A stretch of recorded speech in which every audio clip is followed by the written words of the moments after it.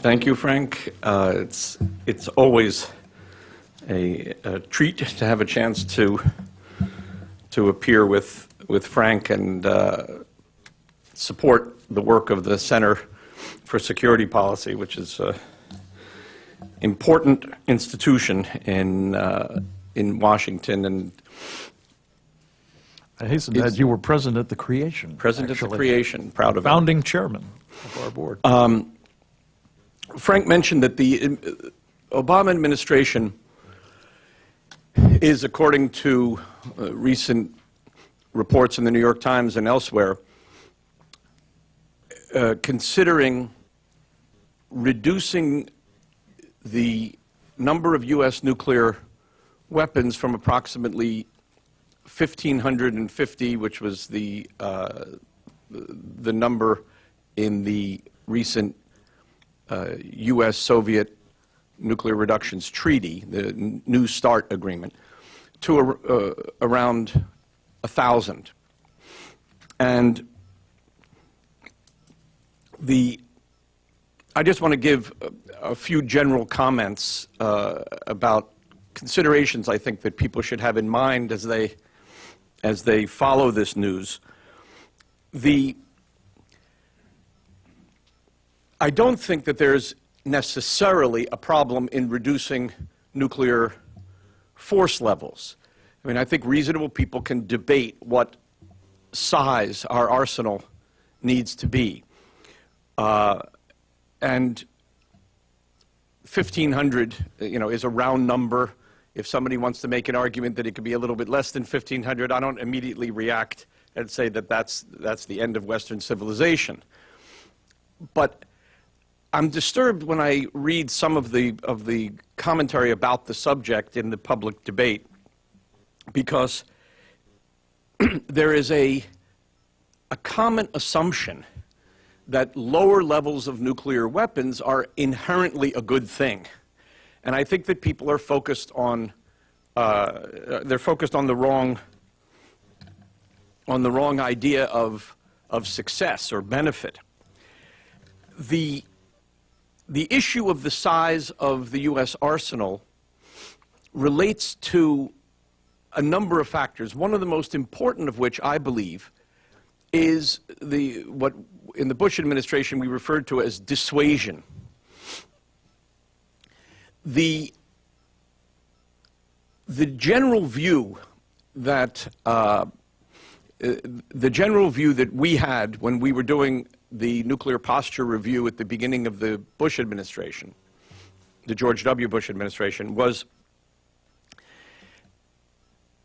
that it was important to set a level for our nuclear forces that would provide reasonable assurance to those countries in the world that are relying on our nuclear capability for their security.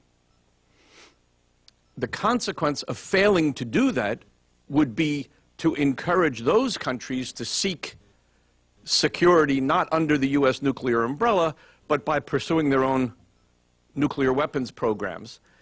And our view was that that's not desirable, because if the number of nuclear powers in the world increases enormously, the danger of nuclear war increases enormously, and the risks to the United States increase. And the world, I think, is a safer place if the United States has a nuclear umbrella, the integrity of which is clear to all of the various countries that have decided to forswear nuclear weapons for themselves because they were content to rely on our assurances. So that's an assurance point.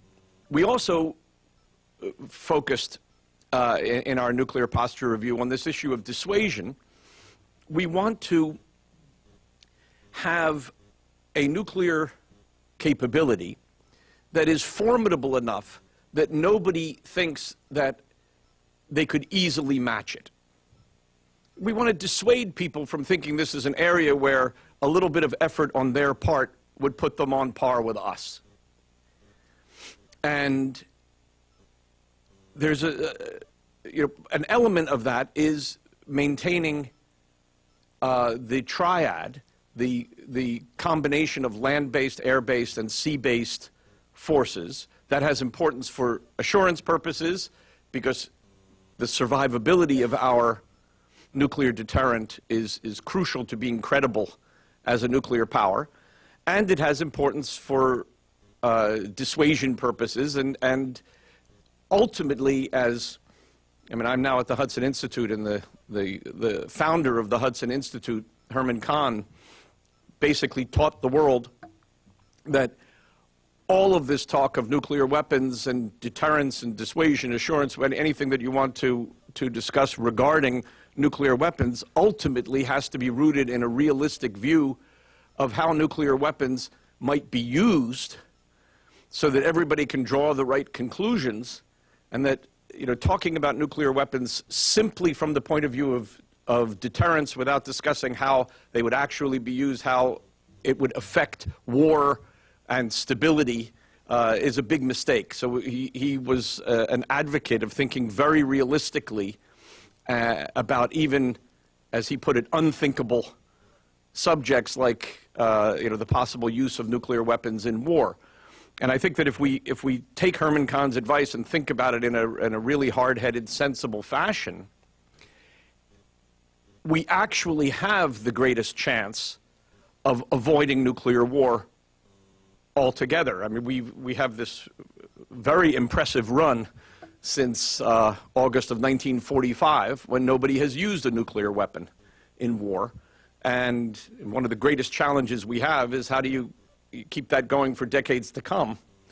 And what we do with our nuclear arsenal, and how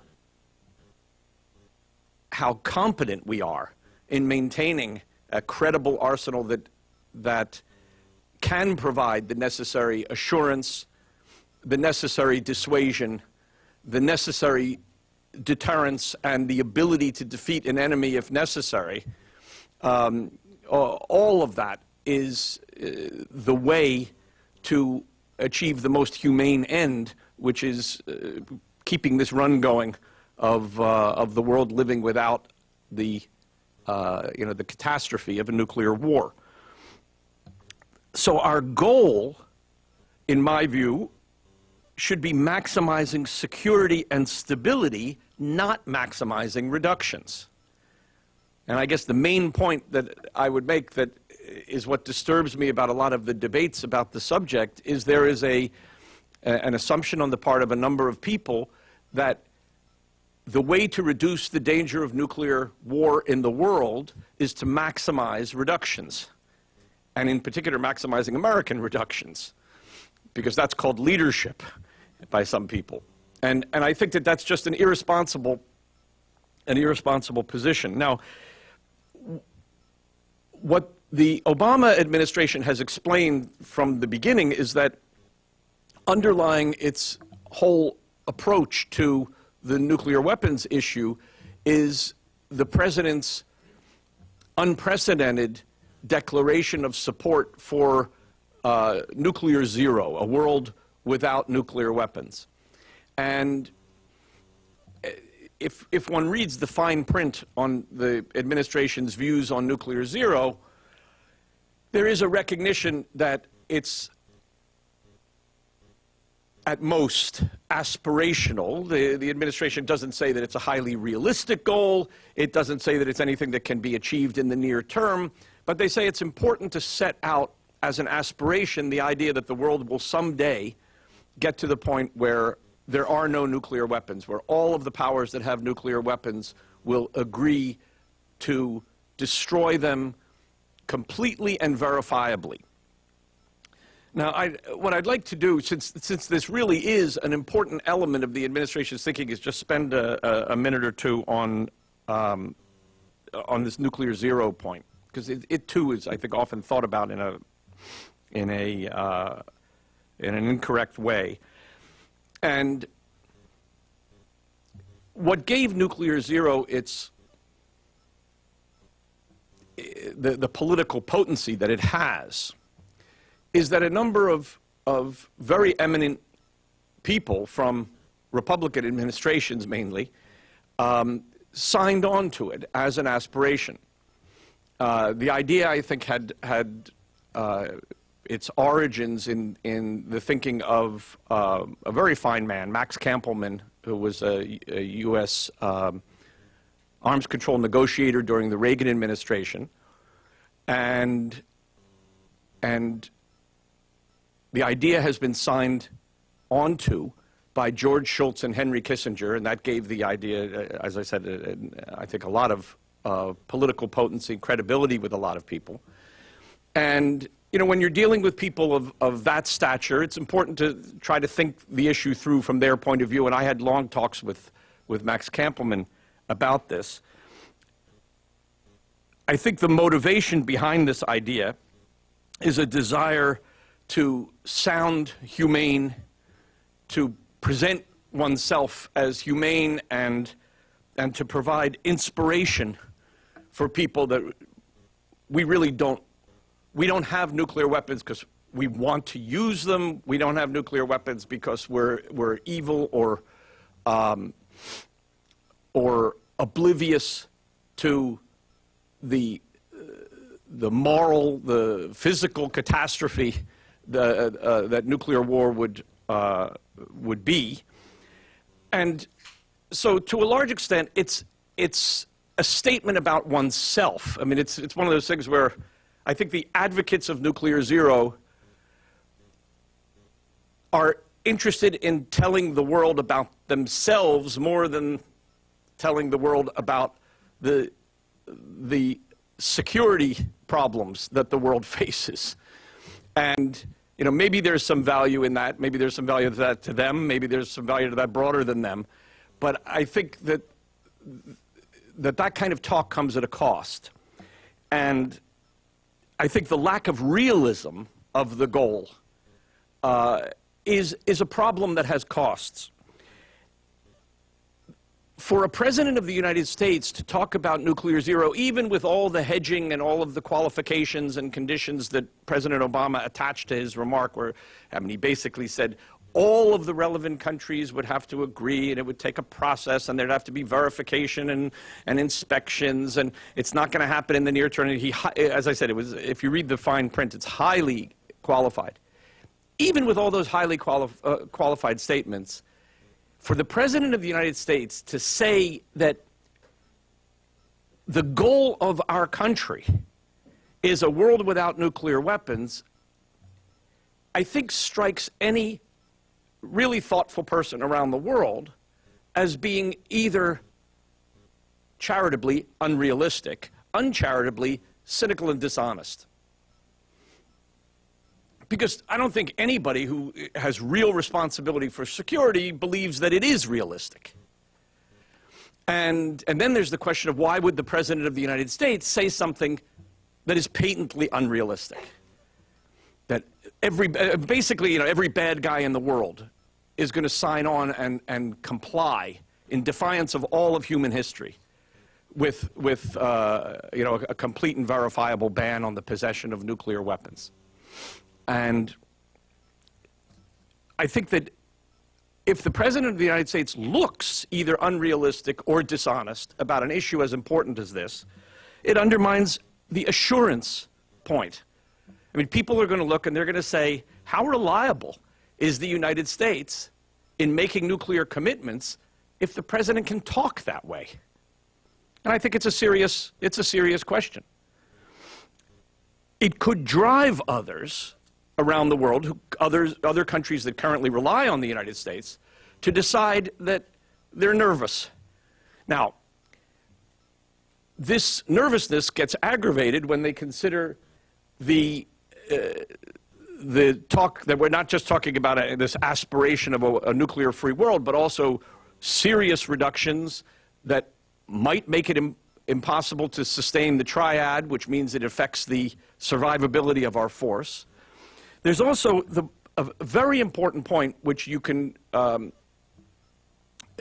derive from the President's own material on the subject. One of the things that President Obama said and his administration said about nuclear zero is how important, until we get it, it is to maintain the most talented scientific and engineering support for our nuclear program. In other words, he implicitly acknowledged in his administration's own material that it would be very dangerous if we cannot attract the most talented young engineers and scientists into our nuclear weapons infrastructure. Because our whole deterrence depends on the quality of those people. Well, I think that when the President of the United States declares that our ultimate goal is nuclear zero, and he's talking about cutting money and cutting numbers, one of the things he's doing is discouraging the most talented people from going into this field.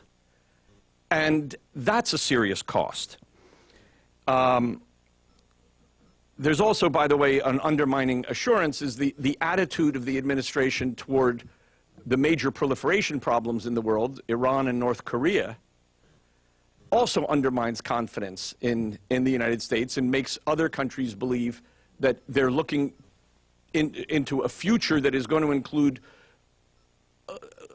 additional nuclear powers, and perhaps it is time.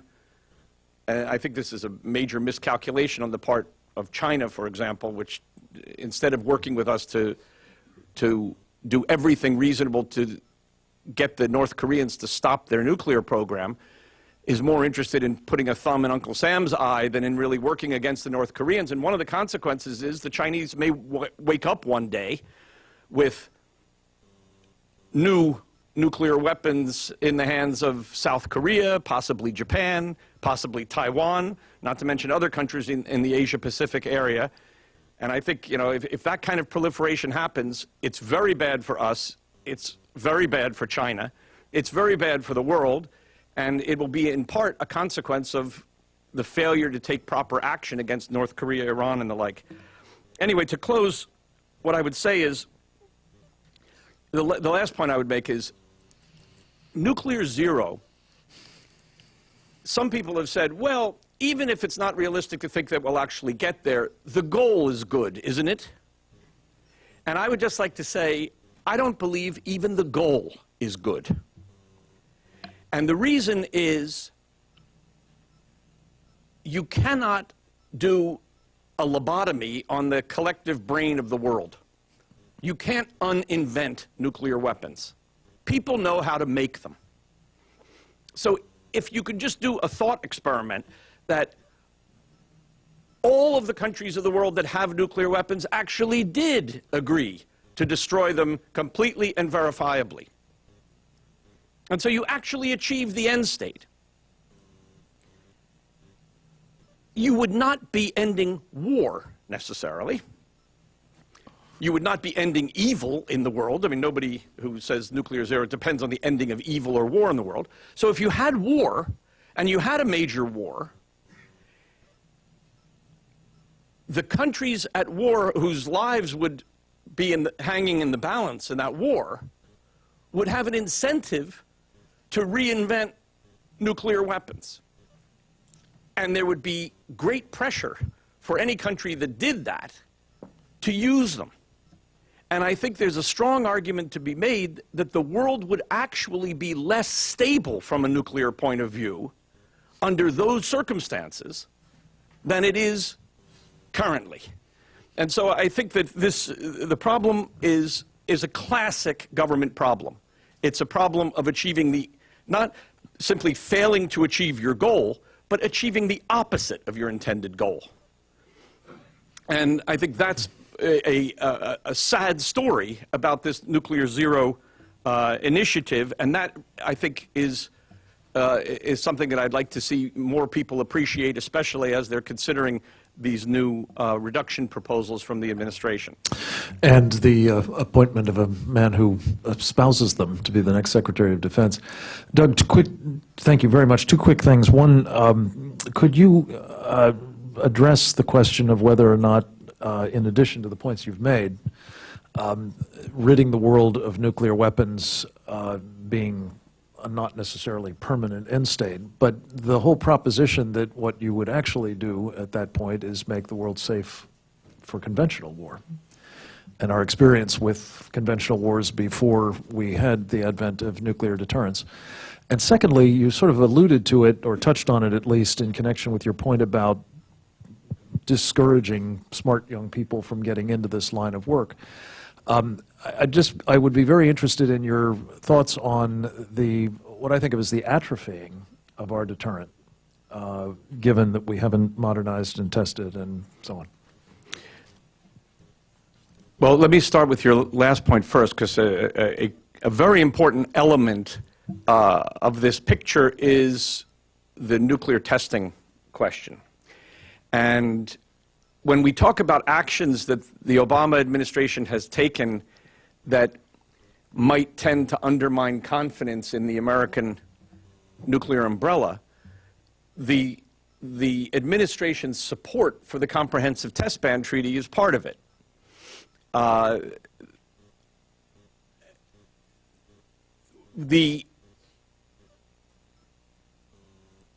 You have this extraordinary situation where one of the most complex pieces of equipment ever produced, a nuclear weapon, doesn't get tested. And, for political reasons, administrations have not wanted to test. And, the politics is certainly understandable. And the scientists have done lots of calculations, and they've done lots of work, and they've said, well, we can do computer modeling that substitutes for testing, and a lot of these people are very smart, and what they say, sounds okay. I mean, it's certainly, they know more about it than I do. But there's a problem of common sense here, and that is we're dealing with materials that are, in some cases, inherently volatile. I mean, they change over time. And we don't have thousands of years of experience holding equipment like this on the shelf. And we're now at the point where decades are going by where items that are on the shelf are being certified as being workable, reliable, will have the effects that we intend them to have, even though they have not been tested. They've not been test-driven. I mean, the interesting thing is an automobile is a piece of cake compared to a nuclear weapon. Nobody would dream of buying an automobile without driving it. I mean, there's no question that we know how to make automobiles, but you still wouldn't buy an automobile without driving it. And the idea that you would have a nuclear weapon on the shelf for how many decades? And say, it passed its designed expiration date, and the idea that you would say, well, based on all of our calculations, based on everything we know, it should be okay. You say, well, what about something that maybe nobody anticipated? Would you take the certification of any scientist that, no, there's nothing that nobody anticipated? I mean, when in history has there ever been anything complex where you could say there's nothing that nobody's in? I mean, as I said, it defies common sense, and the longer we go without any tests, again, it becomes one of a number of factors that other countries will weigh in deciding whether they want to rely on the United States. I hope that countries do continue to rely on the United States. I don't want anything that I'm saying to be taken as encouraging anybody to go. I think the world will be a much worse, much more dangerous place. And I think that the chances of nuclear war go up tremendously if instead of having, whatever it is, 8 or so countries with nuclear weapons, we wind up having 20 or 30 countries in the world with nuclear weapons. That's very, very undesirable. And I would want our nuclear weapons policy to be focused on how can we keep the number down, how can we keep the risks of nuclear war to a minimum. And if that can be served by lowering nuclear levels, fine, but if it's served by keeping nuclear arsenals up, then that's what you want to do. And the real test is stability. The real test is reducing the risks of nuclear war. The real test is not simply minimizing nuclear arsenals, and in particular, America's nuclear arsenal. Very well said. Can we take one more? I didn't mean to dominate this. You've answered it volubly, but one more question, and then we'll move on to Dan. Yeah, I used to be a submariner, so it pains me to say so, but the other parts of the triad are pretty important. I was, during the State of the Union, someone commented on how some conservative tweeted, and a liberal tweeted back completely ignorantly about how doing away with the land-based portion of our ICBMs would hurt our deterrence. Could you just quickly, for the benefit of everyone, so they don't assume that they know, how, if we don't have any ICBMs, how much simpler a counter-force strike would be against the United States deterrent? And many people don't seem to understand that the number of targets goes down from hundreds to in the single digits. Well, I mean, I think what you just said is a large part of the answer. There is a strong argument for each of the three legs of the triad. Each performs different functions. Each can be used in crisis in different ways. Having all three greatly complicates the calculations of enemies. And anybody who makes the argument that we should be kind of simplifying our force to therefore simplify the calculations of our enemies, I think is making a strategic error.